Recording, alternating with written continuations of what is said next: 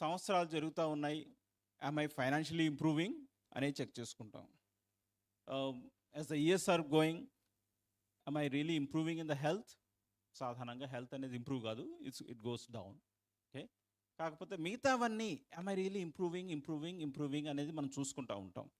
స్పిరిచువల్గా దేవుడు చెప్పేది ఏంటంటే, సంవత్సరాలు జరుగుతుండగా యెహోవా నీ కార్యము నూతన పరచుము అని చెప్పేసి అన్నాడు. మనం mostly we're incline towards our own goals. మనకి గత సంవత్సరంలో ఒకవేళ చూసుకుంటే, if you just recollect, one thing or two things are most important. I wish God has done this.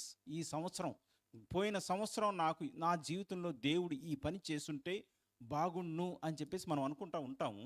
ఏదో ఒకటి something will be lacking, and that something did not happen, so we will be really upset with that. But what is God looking for? యాక్చువల్గా దేవుడు మన కోసం ఏం చూస్తున్నాడంటే, సంవత్సరములు జరుగుచుండగా నీ కార్యము నూతనపరచమంటాడు. ఇప్పుడు మన విషయంలో యాక్చువల్గా ఇప్పుడు మన గోల్స్, మన టార్గెట్స్ పక్కన పెడితే, what is God's goal in our life? దేవుడు మన జీవితంలో ఆయనకున్న గోల్ ఏంటి? వాట్ ఈస్ హిస్ గోల్ అనేది కనుక మనం చూసుకుంటే, రోమన్స్ చాప్టర్ 8 వర్స్ 29, వారు తన కుమారునితో సారూప్యము కలవారటకు వారిని, as the years are going on, what does God expect from us? He wants us to become like his son, Lord Jesus. యేసు ప్రభువు లాగా మనం ఉండాలి అనే విషయాన్ని దేవుడు ఎక్స్పెక్ట్ చేస్తూ ఉన్నాడు. దేవుడు ఆశించేది మనం జరిగేటట్లు మనం జాగ్రత్త పడాలి. ఆయన స్వారూప్యంలోకి మనం రావాలి. యేసు ప్రభు వారు, ప్రయాసపడి భారం మోయించుకుంటున్న సమస్త జనులారా నా యొద్దకు రండి, నేను మీకు విశ్రాంతిని కలుగజేతును. అక్కడతో అయిపోతాం మనం. ఎందుకోసం అంటే, రక్షణలో లేని వాళ్ళకి చెప్పడానికి హాయిగా ఉంటుంది. మీరు రండి, పాపాలను మీ దేవుడు మీకు విశ్రాంతిని ఇస్తాడు అని చెప్పేసి అంటాం. ఆ తర్వాత ఏమన్నాడు? నా యొద్దకు వచ్చి నా కాడి ఎత్తుకొని నా యొద్ద నేర్చుకోండి. ఎందుకని? నేను సాత్వికుడును దీన మనస్సు కలవాడు. మనం ఎప్పుడైనా కానీ నేను సాత్వికంలో నేను పెరిగానా లేదా అని ఇప్పుడు ఆలోచించుకుంటావా? ఇప్పుడు దేవుడు ఎక్స్పెక్ట్ చేసేది ఏంటి అంటే, నా దగ్గరికి రండి అన్నాడు. అవును, కరెక్టే. వచ్చిన తర్వాత ఏంటి? What is it we will get? దేవుడు ఏమంటున్నాడంటే, నా దగ్గర ఏం నేర్చుకోవాలంటే సాత్వికం నేర్చుకోవాలి. You need to learn the meekness. So if you really compare your self with 2 years back and now, can you measure your meekness?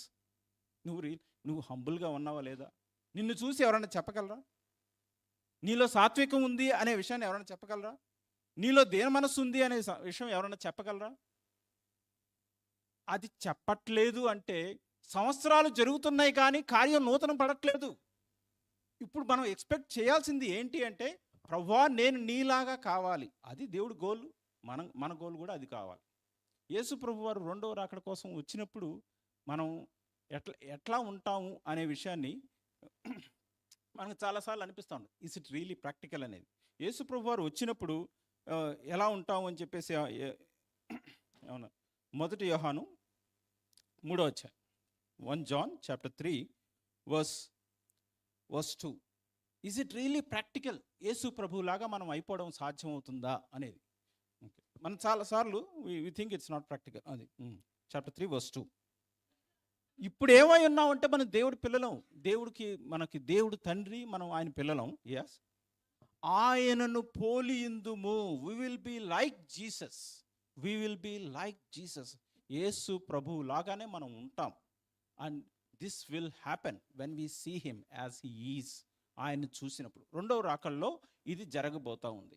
ఇప్పుడు when God has created man in his own image, ఆయన పోలిక చొప్పున ఆయన చేశాడు. పాపం ఎప్పుడైతే మనిషిలో ప్రవేశించిందో ఆ పోలిక పోయింది. మరలా దేవుడు దాన్ని రెస్టోర్ చేసుకుని, God wants to restore that his image in us. మనలో ఆయన పోలిక కనబడాలి. అది రెండవ రాకడలోకి వచ్చినప్పుడు అవుతుంది. But we really need to live with that hope.